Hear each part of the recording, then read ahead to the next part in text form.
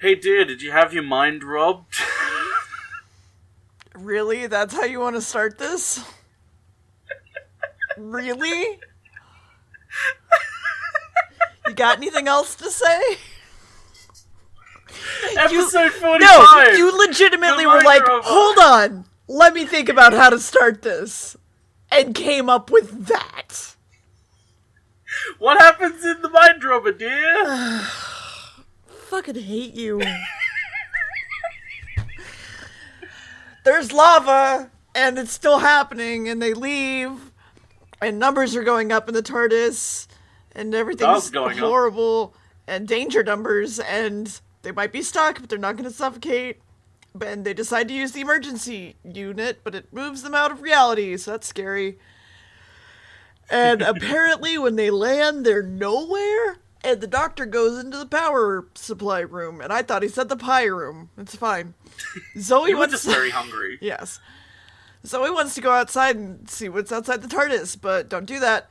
And there's some bagpipes on the TV, and it shows them, Jamie, that he's in Scotland. So he's like, oh, we should go outside. And then Zoe walks in and goes, actually, it's my home, so we should go outside. And they're like, no, it wasn't. And he's like, no, it wasn't. And so he goes to tell the doctor. And Zoe sees her home on the TV again. And is like, you know what, I'll just open the door and go outside. And she disappears. And then Jamie and the doctor go, no! And Jamie follows her. And the TARDIS beeps a lot. And there's a humming. And the doctor's like, I'll fight it. And Zoe is in this big empty room. Jamie runs up to her. And apparently there's nothing here. And then they get lost and don't know where the TARDIS is. But if they shout... Okay, you say it's a room. It's a white void. Yeah, it looks like a room. Okay, it looks like a room purely because in standard definition in 2020, you're able to see the corners line of the room. where the wall... Yes, you're able to see the corners, but it's meant to be a white void, okay? Okay, I'll trust you. But who or where is the person that tried to get them out of the TARDIS? And if they shout, the doctor will hear them and help them. And he does, but he's fighting the noises. And then something walks up towards them that looks like a robot, but they don't see it. And then Zoe's like, oh, I see my home. And then Jamie also sees his home, and Zoe fucking slaps him. And then they and then they turn around and run into some box robot boys, and they see another Zoe and Jamie in white outfits beckoning them, and the doctor's like, don't. And then the voice tells the doctor to follow them, and he's like, I don't wanna. But then he walks outside anyway and starts to talk to them in their brains to get them to come back. And then the robots do some swoop-de-whoops, and the doctor drags everybody back into the TARDIS, and they try to fly away. And they're, quote-unquote, safe, maybe? And the doctor mentions that there was a voice, and the danger meter goes over 1,000. And then Jamie's having a nap and hearing horses, and the meter says 990, and Jamie goes, ha! And he talks about a unicorn chasing him down. And then they look over and see the doctor, and he's, like, got a migraine, and that's weird. And there's a sound going through the TARDIS, and they're like, oh, it's an alien sound, and then he yells at them to really concentrate, and then the TARDIS does a spin and then explodes, while Jamie and Zoe sit on the console while it spins around, and then they see the doctor, and she screams, and that's the episode. Welcome to the Mind Robber. This is absolutely one of, if not my absolute favorite episode from the 60s. It is. There is so many good things about it. So this first episode, because The Dominators was meant to be 6 episodes, but then got written down to 5 episodes. This episode was originally 4 episodes, but had to be written up to 5 because, you know, they needed to have that extra slot. This entire first episode was basically written by the production staff. Oh. Because, like, they already had the story written, so they basically took how they got to wherever they're going in the second episode, and expanded upon it and did a whole heap of, like, borderline artistic imagery and concepts that, like, a lot of it's still low budget, but it's like, you'd expect maybe one of those to turn up in an episode of Doctor Who, not like all of them in a single episode part. It's like, it's crazy the amount of things that they do in just this first episode.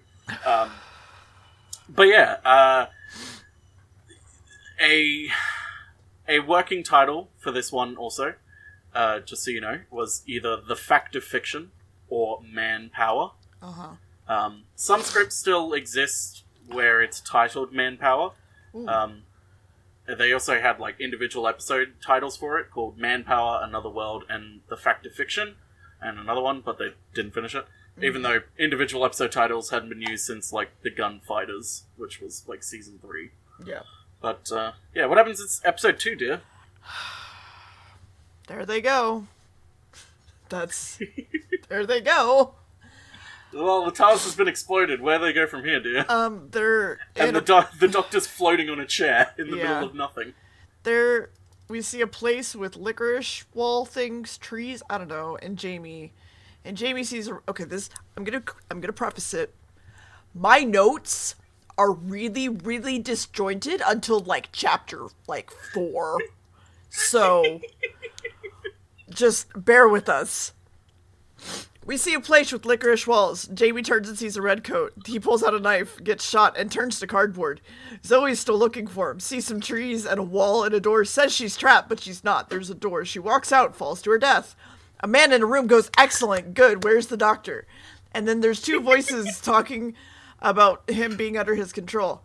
And the doctor's still fighting it in the licorice, and he stands up really scared, and he hears everyone screaming and goes, "Don't yell at the same time!" And it's really, like, creepy, and then the evil man tells someone to search and find the doctor, and another voice says light, and then there's light, and then the doctor says thank you, and then there's a mean old-looking robot pair that walk past, and the doctor tries again to find Jamie and Zoe. And then there's a man with a gun, and he's English, but he's also speaking Lilliputian, and Latin, and German, and French, and he's from 1699, and he has no companions. And the doctor's asks where he is, and he's like, "I don't know, man." And the doctor asks for help, and he's like, "Yeah, sure." But then he says, the master says, "No, you're a traitor, so bye," and then he fucking disappears. Then some children come up and ask about the chicken crossing the road and a whole bunch of other riddles. And one kid has a fucking sword that he puts to his throat, and he answers that riddle, so they throw the sword up, and then the sword comes back down, and it's a book. It's a dictionary with words, and then the kids disappear.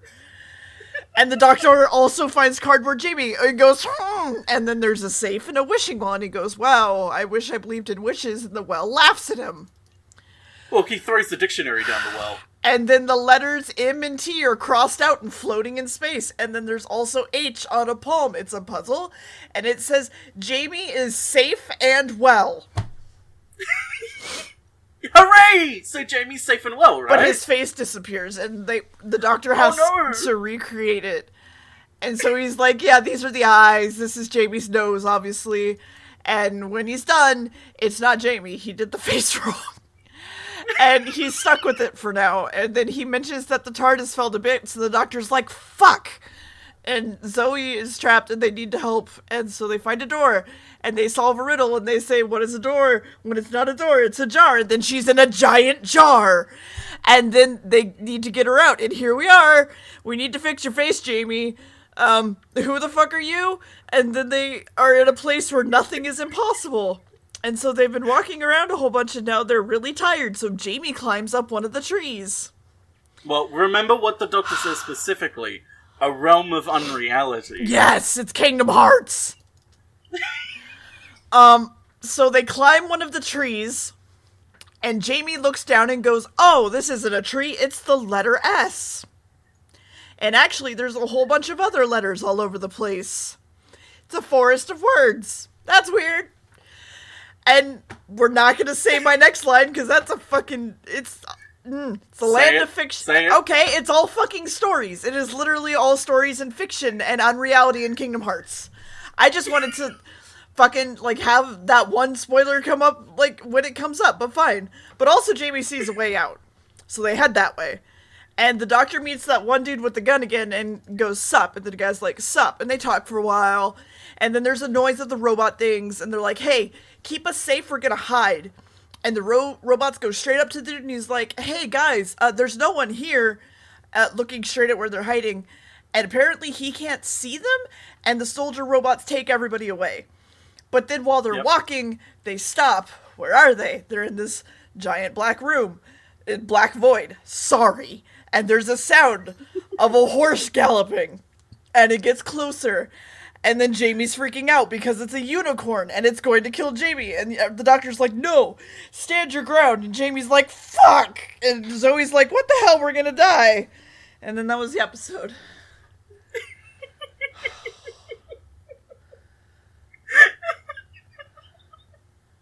So, first we'll deal with the horse. Uh-huh. You noticed it while we were watching it. The horse was meant to be white, but when they got the horse on the day, it was brown. So they resorted to covering the horse in white makeup in an attempt to try and make it white. Okay, that's one way to go about it. Listen, it was like, okay, we've got the horse, we're getting ready to... Why the fuck is the horse brown? God damn it. Okay.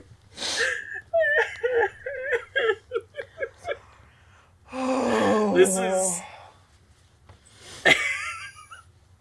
So, this is a quite favourite of nearly everyone who was involved in it. They love this episode. So much so that this episode was chosen to be a selected one to be rerun in the 90s, which is why some people may be more familiar with it. It's also Patrick Troughton's favourite, and it's also Wendy Padbury's favourite, the one who played Zoe. Speaking of Zoe, when the author originally wrote the serial, Victoria's replacement hadn't been created yet within the show. So he wrote a generic female companion by the name of Zoe.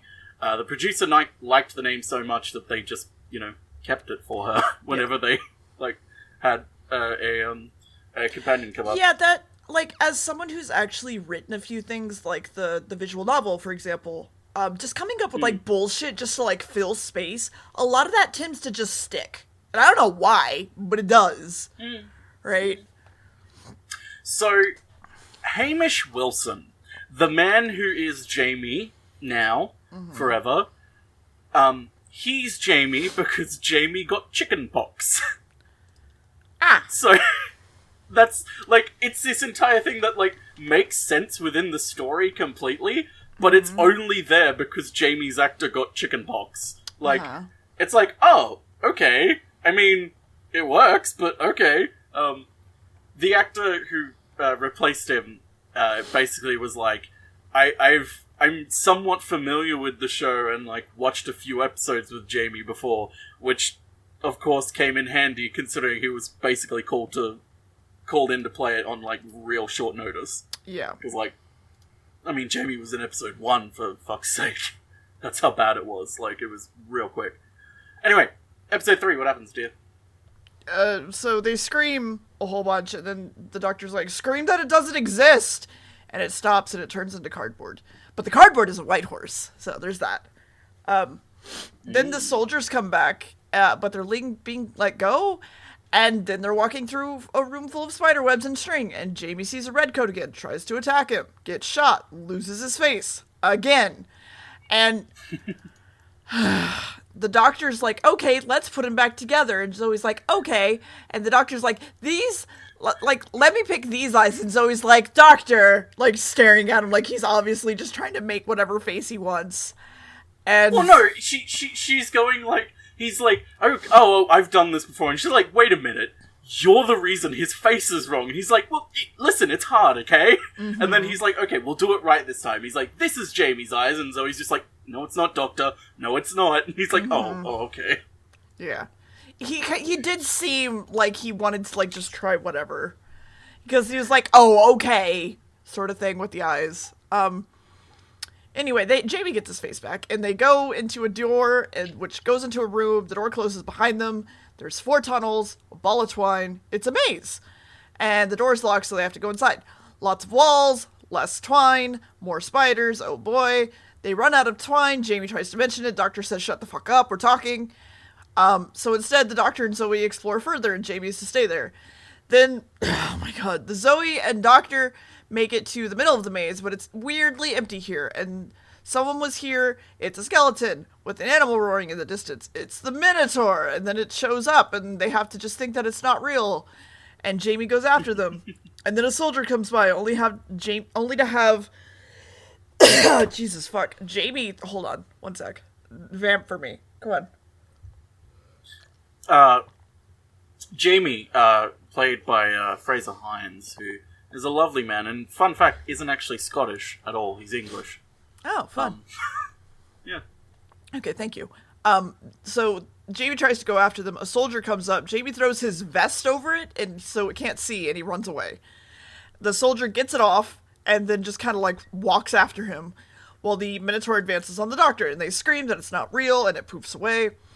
They go off to find Jamie, find his jacket, know that he's fucked off.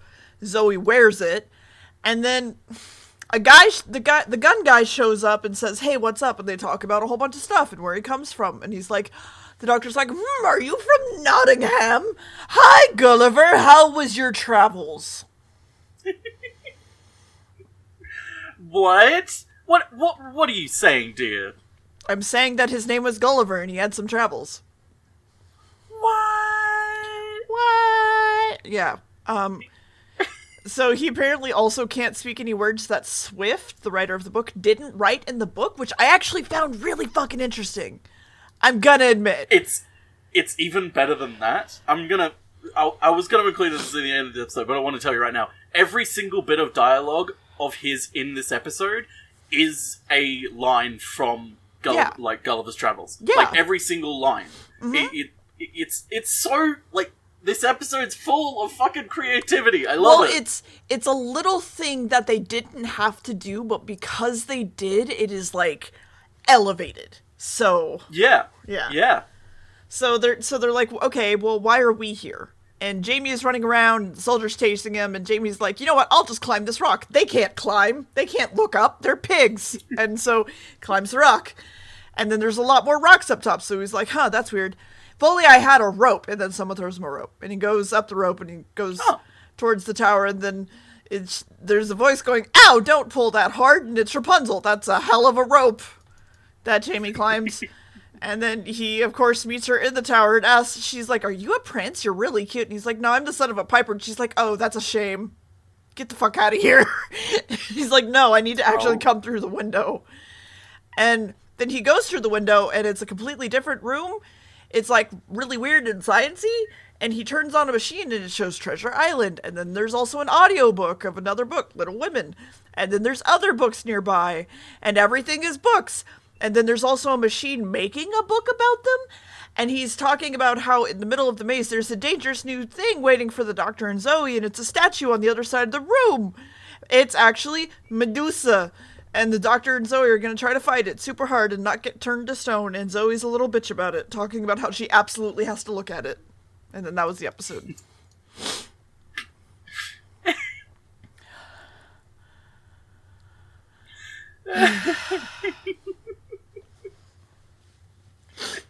Having fun. Keep going, because we'll get to that. I'm just like, you seem out of breath. I'm out of breath because I'm talking really fast. You are. You really are. But so the writer felt a bit like an imposter because he wasn't initially a science fiction writer. The script editor, however, reassured him in a letter saying basically, leave the pure science fiction and monster bits to those with unoriginal minds. I'll still be around to discuss ideas with you if you want to, like, confer with an almost permanently stoned associate. Basically, like, I'm here for you, buddy. Like, don't worry about, like, fucking monsters and alien concepts. Just, like, write what you want to write and we'll fit it into the fucking story. Yeah. The script editor actually made a lot of introductions to this that were a really good idea. Like, first of all, instead of the soldiers, initially it was just going to be the white robots again. Yeah. But the script editor was like, hey, maybe these creatures should in fact be, like, life-sized soldiers, what they are. And he wanted to hold off their on-screen appearance until the end of the episode, so it was like a little bit of a surprise on what they actually were. So instead, he had like the children ask the Doctor riddles, so it's like little elements got added here and there to make the episode more sort of better, in a sense. Yeah. This episode really is unique in that no other episode this season is like this in a, like, so many ideas packed into one thing. Like, this is a really uniquely written episode, in a good way. But I mean, that was what you get with Doctor Who, with every single person, essentially, who's writing it being a different person, almost. Yeah. You get so many different written stories. Anyway, next episode, what happens, dear? So he's like, she's real, she's touching me, I have to look at her for some reason. And Jamie is still reading the book being written and talks about a sword at the Doctor's feet. And he's like, okay, cool. But the Doctor doesn't follow what is being said, and instead he pulls out a mirror so they can look at her. And she stops moving. I don't really understand. It's whatever. Jamie is walking around and giving a warning, and a warning is sent out to say, like, hey, there's people here. And then Gulliver shows up, and he's like, hey, keep me safe. And he hides in a wall. Your companions are safe, by the way, but if I'm found, I'm gonna die. Gulliver still doesn't fucking see him, and the robots just fuck off. Jamie tries to leave through the window again. Gulliver is being a little shit. The Doctor and Zoe are hanging out and avoiding explosions from a gun of someone named Carcass. And the Doctor talks about how his gun doesn't exist and it poops away. But because the Doctor has never heard of him, he can't say he's fictional. And then there's a fight and Zoe fucking kicks his ass and, like, flips him around and shit and fucking owns him, and it's great. And then Zoe tells him, like, hey, I beat you and you have to listen to me, so, like, pay attention, bitch. Like, take us to the Citadel. And it's just so good. And then tells him to run along, snaps again when they're done. And he's like, all right, I obey, and walks off. And then at the door, the Doctor rings the doorbell, pretends to be Carcass, and gets inside. Jamie is confused what's happening. Gulliver is still being a little shit. Apparently there's like a laser thing in the door when the Doctor and Zoe show up, so they jump over it. Gulliver keeps going, hey, don't be here, don't disobey the Master, then leaves. Jamie mentions he read all about their adventures, and the Doctor understands. Zoe, of course, moves to run off and trips the laser thing. Because Gulliver isn't real, he didn't trip it. And so they decide to wait for the robot so they can talk to the Master. They get walked into the next room, and there's the Master, and everything's dark, and he seems very happy to see them. He works for another power, but he's a writer who originally wrote for a cereal box, and that's why he's here. And the big old crystal goes off, and... Yes? No, you go. And he says he has to write a whole bunch of stuff. He likes also being here, and everything here is a masterpiece since the beginning of time that humans have ever made. Zoe and Jamie slip away to go look around, and apparently, the intelligence is using him to write stories and things, because the intelligence has no imagination, only human beings do. That's why he's gotta be here, and they need him. And the Doctor is to replace him because the writer isn't young anymore. He's gonna die. Jamie and Zoe are chased around by some robots while the intelligence is yelling at the Doctor. He offers their life in return for Zoe and Jamie, or for him to work with them. And they're being zapped in some shit and then squished into a fucking book and they die. Yep. That's the episode. It is a great book, though. It's like an actual, like, giant... My favorite thing about that giant book prop is that it's not just, like, the pages aren't, like, a single block. Mm-hmm. You can actually see the single pages move within it. Like, that's always my biggest pet peeve whenever there's, like, a book prop. Like, you can obviously see that the pages aren't singular. Yeah. Again, they went that extra mile. Speaking of extra mile, so... God, there's so many references to so many different, like, bits of literature and media in this. Specifically, like, 18th and 19th century literature, because, you know, copyright was a thing. Mm-hmm. For instance, initially they wanted Zorro.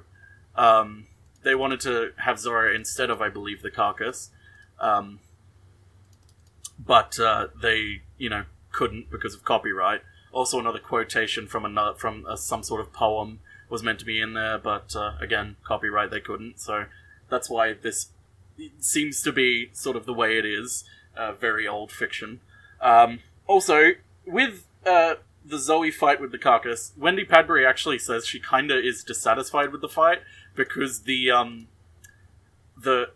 stuntman who was meant to be, she was doing the fight with, mistimed one of the flips, so it very obviously doesn't look like she's actually doing anything, and but because of the nature of that era of the show, they couldn't do any retakes or edit it, so it's like what they just had to go with it. Yeah, she's always been like, I wish it could have been done a little bit better. But yeah, there's all the fictional depictions. There are a lot of fictional depictions of real people in here as well. Sort of like Medusa is a fictionalized version of what is possibly a real person at some point, or certain other characters that appear in this episode. But in the episode, they actually go with the sort of fictional actual depictions of them instead of trying to make them historically accurate because it's meant to be fiction. Continuing with that, especially when we get to a certain character that is in a sequence that I just absolutely love. Anyway, what happens in the next episode here? Yeah, that's it. Okay, cool. Next episode, the invasion. Cool. Yeah. So they're being turned into fictional characters, but if the Doctor switches with the guy, he could change that. And he's like, no. And the controller's like, oh, okay, well. And so he sends the robots in to make him do it by force, and the Doctor runs away. And then Jamie and Zoe show up with the Doctor and mentions the TARDIS is still blown apart, but then Zoe mentions she's tired and needs to sit down. But they're repeating themselves, like the words that they're saying haven't been written yet. And then the doctor walks over and finds something called the master tape, and he's like, I'm going to rewrite this. So he goes, I need Carcass's strength. And then Carcass appears and rips the thing open, then brings a rope. It's Rapunzel. He climbs down. Inside is the master writing thing, which he types a bunch before stopping, and he's like, wait, if I continue, I'll turn myself into fiction, and if I do that, I can't win. So he climbs out the hole again. And then the kids surround the Doctor and scream a whole lot while the Doctor freaks out. And the controller commands Zoe and Jamie that the Doctor is the worst possible monster that they've ever met. Back at the Doctor, he's trying to figure out what to do while the fiction people are all around him hanging out. Then the Doctor sees the TARDIS, gets excited. Jamie and Zoe slip out of it. They're saved. But then he goes inside and it's fake and the Doctor's now trapped. Oh no. It's poofed away to the controller's room. The plan is to control the entire Earth to adjust their brains like sausages. Yes, like sausages. The Doctor... Sausages! Mm-hmm. Like links in a chain! Yes. The Doctor is part of the brain now, so he can't do anything about it. But he's like, if you couldn't control me then, you don't deserve me now. And so he imagines real hard and makes Jamie and Zoe think for themselves. Back at the book, Jamie and Zoe are getting out. The soldiers are sent after them, so the Doctor has no choice. He then brings Carcass to the rescue, and he destroys the soldiers. But then Carcass is facing the Jamie and Zoe and fighting them. And then they go back and forth, and they summon D'Artagnan, and fucking Jamie and Zoe slipped out of Rapunzel's hair, and then the fighters disappeared. It's Sir Arthur on a horse, and Blackbeard, and then... Lancelot. It's Lancelot on a horse. I thought it was Sir Arthur. Sir Lancelot... He goes, Sir Lancelot, in full armor. Oh, okay. I thought it was Sir Arthur. And then Master wants to destroy the Doctor now because he's going to overpower him. And the controller's like, no, please, I need him. So the Doctor is to be killed, and the Doctor tries to direct them, but he can't make himself fiction, so that sucks. Joey and Zoe want... Joey and Jamie? Zoe and Jamie want to overload the computers, so they push a bunch of buttons, and the computer goes, oh no. And then the Doctor rips off the brain hat thing from the controller. He faints. No, I'm almost done. The writer is like... Zoe's pushing the buttons. Jamie's slapping the console. Yes. Yes, that is true. The writer's like, who are you? And then they're like, well, if the computer's destroyed, everything will go back to reality, right? And then we see the TARDIS fly back together, and that was the episode. So, real quick, just before anyone who's, like, watched a little bit of classic Doctor Who, before they start to think, hang on a minute, is this... So, the Master here is actually short for, like, the Master of the Land, and he's not the Master that we're about to meet in a few years' time. Mm-hmm. He's a completely different character. They just call him the Master here because he's, like, the Master of this realm. Anyway, the Mind Robber. Mm. How did you go, dear? Did you like... What do you think? Joey and Zamy? First and foremost, what do you think? I think. I'll be honest, I think this is a 9 or a 10 for you. I legitimately think you enjoyed this. This is legitimately the type of chaos I live for. This is absolutely the type of bullshit chaos I live for. Fucking 9.5, 9 out of 10. Let's go. It's not perfect. The second part of the episode is a little laggy, like with Medusa and all that.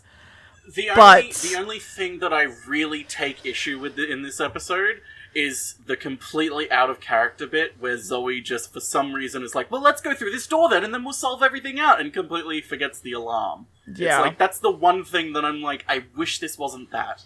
Yeah. Other than that, this is absolutely, for me, a perfect episode. Yeah, I'm up there. There's a few things that I'm just like, nah, I'm okay, but it's up there. Congrats. You actually got a 9 out of me. Well, actually, this is the second 9. Is it? What was the first? The first one was episode 16. Which was... The Chase. Remind me what the chase is. Barbara and Ian are being chased by Daleks and they find a time machine and they go back. Okay, yeah. Okay. Yeah. This is actually the second 9 that you've given so far. Yeah. You've given a few 8s. You've given 5 8s so far, but only 2 9s. And a few 1s. Few 1s. And 1 0! Yep. We all know what that one was. Are you sure? Because it's hard to tell. It's the fucking underwater menace. I don't know what you're talking about.